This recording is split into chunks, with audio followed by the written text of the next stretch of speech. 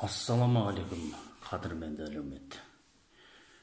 Бүгінгі сабағымызда мен енді мынау неге байланысты, маған берілген уақыттың аяқталуына байланысты біраз нәрселердің бетін ашқалы отырмын. Бұл енді айналып келгенде мынау 14-41 деген формуламен байланысты, яғни Құранның темасы қалай көтеріліп, қалай ол немесе алынып, ол жаңа перепрограммированияға жіберіледі деген сияқты мәселелер ғой бұл жердегісі. Енді бұл жасыратын жоқ. Мынау уақыттың өзі осы мынау 13 сентябрьден кейінгі жағдайдан кейін бұл енді нақты өзінің несіне келу керек деп ойлаймын. Мынау көптеген амал иелері түсіне бермейді. Мынау кредиттің не екенін, жаңағы мен айтқандай мынау 50%-ға дейінгі деңгейді алып тастап, енді осы мына Құранның өзінің бағдарламасын тіркеу мәселесі туындайды деген сөз. Енді бұл кредит дегеннің жалпы мәселесі мына Құран менен тудың қатар тұру мәселесі, дәлелге тартылуы. Негізінде ақиқатында келгенде мынау ту мәселесінің негізгі Құран жүйесі бойынша ту көтеріп келесіңдер деп айтып отыр ғой, неде? Құранның мәліметінде. Ту көтеріп келді деген сөз, мынау әмір келіп жеткеннен кейінгі мәселеде бұл туға түскен таңбалардан ары қарай уже мына планетаның тағдыры подключение жасалу керек деген әңгіме туындайды. Енді бұл үшін маған осы мәселе уақыты аяқталғандықтан, бұның ішінде мен 3 түрлі формула түсіргем. Мына роликтерімде оның шет жағасын айтқан Иса пайғамбардың амалы атыменен, яғни мынау жаңағы 4+7 тең 11 қызыл, жасыл, сары белгідегі жүйелер бойынша. Енді бұлардың да ешқайсысына ешқандай жауап болмай тұр. Бұның ішінде мен енді өзім мынау 9 қанат Жәбірейілдің миссиясын арқалап келдім дедім. Бұл 7 формуланың ішінде болғандықтан, енді қалған 2-і мінекей менің мына пайғамбарымыздың өзінің хадисінде айтылған мәліметтер негізінде қиямет жақын 2 қолдың арасынан жіберіледі деген. Соның енді дәлел ретінде көргілеріңіз келсе, бұның енді жалпылама алдағы уақыттарда мен енді бұның мәліметтерін толық әдебиеттік түсіндірме негіздерін аша бастаймын. Бұны яғни Құранды қалай игеру керек, қалай болу керек, қалай жүйелену керек, бұның мәселелері қандай, жұмақ пен тозаққа не үшін бөлінеміз, осының бүткіл әдебиеттік түсіндірме негіздерін уақыт бұл егер не болып жатса, бұның бәрін түгел ашуға тура келеді. Енді ашпай болмайды, өйткені уже жағдайды өздеріңізді біліп отырсыздар түгелдей.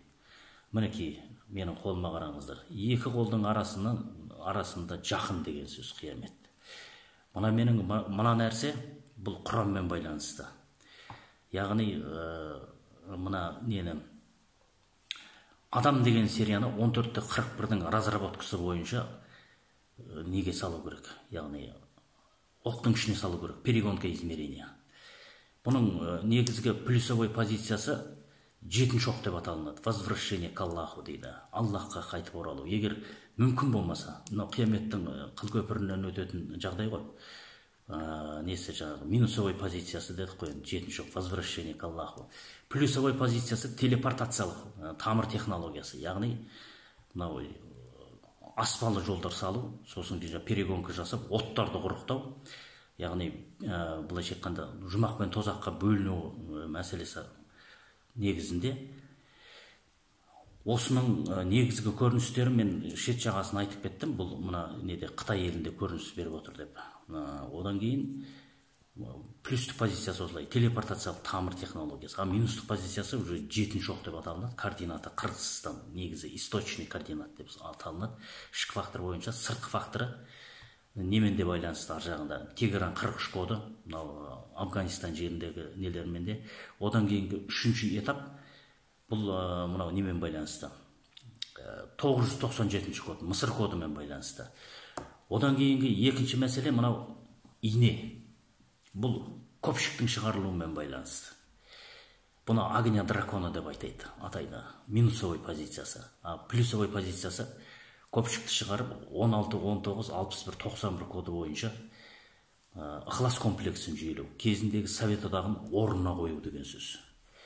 Мінекей осы негіздегі минусы мен плюсы осындай жағдайларға ие мәнге. Егер де мына жағдай мүмкін құрам мойындалмай, егер мынау оталып кетіп жатса, енді оны өздеріңізді түсініп отырсыздар. Бұл планетада қаншамасы имит ететінін оны айтудың керегі де жоқ.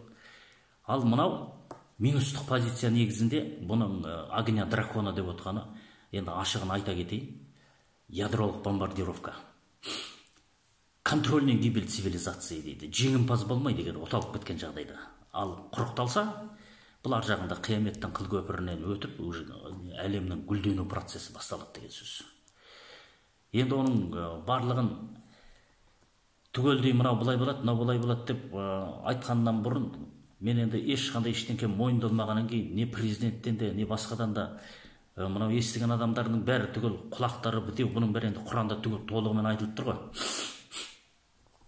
Енді біртіндеп ашып бұлардың мәнін түгел толықтай түсіндіруге тура келіп отыр. Енді оның әдебиеттік түсіндірме негіздерінің өзіне қазір уақыт дегеніңіз білмеймін. Мына YouTube каналы бойынша бұның өзі қанша адамға жетеді, кімге жетеді, кімнің санасына ол барып құйылады, о жағын белгісіз. Негізінде бұнда негізінен алғанда іблістер жұмыс істеу керек еді. Іблістер жұмыс істеу керек еді. Бұл іблістер жұмыс істемегендіктен де осындай жүйеге тіреліп отыр, енді соңғы нүктеге тіреліп отыр былайша айтқан кезде. Енді бұл жерде жасыратын жоқ, мынау формула белгісіне шайтанның тілі жүрмейді. Формула белгісіне айтып өткенімдей, мен қазір оның шет жағасын көрсетейін. Мысалы, бұл измерение бойынша не қылып отыр ғой? Бұған негізінен алған кезде мына дүниеге мына нәрсені салуға болмайды. Мына дүниеге мына нәрсе жүрмейді. Бұл естеріңізде болсын. Себебі уже мына формула белгісі жұмыс істеген кезде мына пайғамбарымыз Мұхаммед Мұстафа саллаллаху алейхи вассаламның измерениесіне аталмыш жын пайғамбары деп аталынатын Иса пайғамбардың алып келген технологиясы осыған былайша айтқанда жын шайтан измерениесі болып тұр ғой, мына Құран кітабына. Құран кітабы бұл катушку мотающий право, яғни эгрегорный трансформация дейді. Ішкі өздерінің ішкі жүйесін оңға бұрап тастап, мінекей сол деңгейде былайша айтқан кезде бұның ішкі сыртқы факторлық байланысының өзі осындай нәрсе болып отыр. Сондықтан да ақшаны 50%-ға дейін алып тастау мәселесі, сосын рублевый зона мен копеечный зонада қалып, бұл кредит, бұл негізден алған кезде мағрипаттық жүйе болып саналады. Мағрипаттық измерение. Яғни бұл деңгейге әлі измерение әлі өз мәнінде келген жоқ. Мынаған әлі перегонка жасалған жоқ. Шайтанның былайша айтқан кезде жаңағы мынау көпшіктер шығарылып, бұның бәрі әлі тұрғызылған жоқ. Бизнеске әлі ерте. Қазіргі измерениеда күллі нәрсенің бәрі осы шайтанның тілімен құрықталып, тұзақталып, бұл Құранның уже былайша айтқан кезде келіп отқан әмірінің өзі былайша айтқан кезде неден кетіп қалды. Неден ығыстырылып кетті. Енді тудың өзін дәлелге тартқан кезде, бұл енді Құран мен тудың екеуінің қатар тұру мәселесіне келген кезде, уже ақиқаттың қайда екенін білесіздер. Енді амалды үйлестіріп, бұны игерудің негізгі сатысы осылай басталу керек негізінде. Бұл енді мемлекет деген жүйенің өзін шет жағасын біліп отырсыздар. Бұның жалпылама мән мағынасын дәлелдеуге тырысатындар бар шығар, бірақ Құранды айналып өте алмайтыны анық. Құранды айналып өте алмайтыны анық. Енді мен бұл жерде көптеген жаңағы мынау формула мәніне байланысты жаңа 7-ші оқ, Тегеран 43, 997 кодтардың мән мағынасын ашып, оның бәрін түсіндірудің негізгі несі мына телемост, сосын кейін мына журналистер жұмыс істеп, бұлардың бәрін мән мағынасын түсіндіруге атсалысу керек еді. Бұның ешқайсысы да жүзеге аспағандықтан енді басқадай амал жоқ. Енді дәуде болса да, енді ақырында болса да, осыны жай-жайдан уже түсіндіре бастауды енді міндетім деп ойлаймын. Біртіндеп, рет-ретірмен түсіндіре аша беру керек деген сияқты. Бұдан кейінгі роликтарда сондай болады. Яғни Құранға қалай жабысуымыз керек. Бұл енді ақиқат айтылмағаннан кейін, әрине оны мотив создания дейді, сосын мотив разработки дейді, мотив подключения дейді. Бұл үшеуі үш түрлі жағдайда. Ал енді Алла біледі дегеннің жалпылама несі, бұл қозғалыс сағатының үкімімен шешімі біледі деген сөз. Шайтани ақпаратпен жын амалының үйлесуі негізінде тапсырмалы қозғалысқа келу. Яғни мына Құранға жабысудың жолындағы мәселелерді реттеу деген сөз ғой, былайша айтқан кезде. Ал ол жалпылама Алла деген танымны тәңір жасап алуға негіз жоқ. Бұның өзі жалпылама терминологиялық әдебиетке сондай мән мағына беріліп, сондай жүйемен қойылған нәрсе, былайша жалпы айтқан кезде. Енді Алла білет, пайғамбарымыз сөйткен бүйткен деп оны көлденең тартуға, бұл қозғалыс сағатына негізінен алғанда өткен өмірдің бір деңгейлерін көлденең тартып, немесе пайғамбарымыз сөйткен деген позицияны көлденең тарта беру керек болатын болса, бұл ақиқатында былайша айтқан кезде бір анық нәрсені айта кетуім керек. Оның бәрін көлденең тарта беруге негіз жоқ. Өйткені осы қиямет күніне дейінгі жеткен дүниенің есебін алу үшін, әрине бұл жерде мына 5 уақыт намазбенен